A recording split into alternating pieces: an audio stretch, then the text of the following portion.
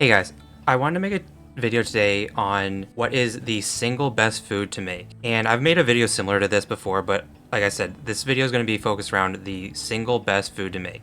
And there are some things that I considered. I used the average price for the last 6 weeks that we have data available for prices, thanks to Andre and his site. And I also factored in some skills and NFTs, and I've factored in with and without double nom. The reason why that matters is because if I open up the skills and I go to double nom here, you get essentially +1 food or twice the ingredients, so essentially cut the cooking time in half. But the reason why that matters is because there is the fiery jackpot skill. If you have both of these at the same time, it's kind of like a 10% boost for fiery jackpot instead of 20. The way the math works out, it's like if you get one food every time and then every fifth time you get an extra food, that's 20% more food. But if you're getting 2 food every time and then on the fifth time you get 3, that's only effectively like 10% more.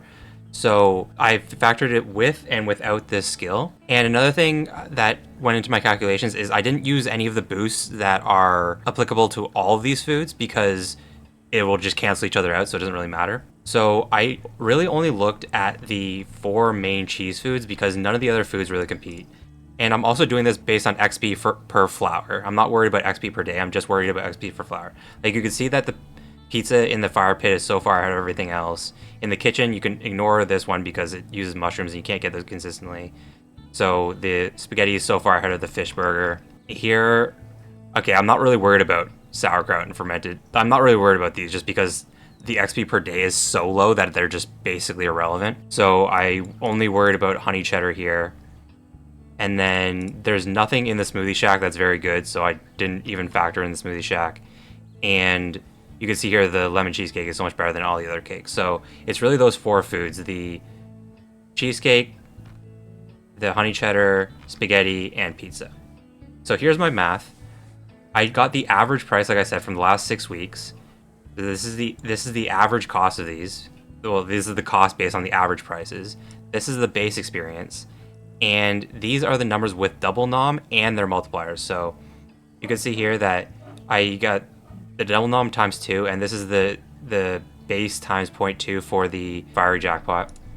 This is double nom plus the grain grinder, the 1.2. This is double nom plus 2 skills, which are drive-through deli and buzzworthy treats.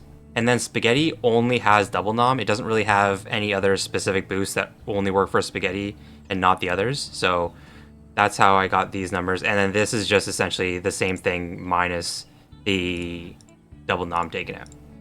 So if I sort this by, so this is with double nom.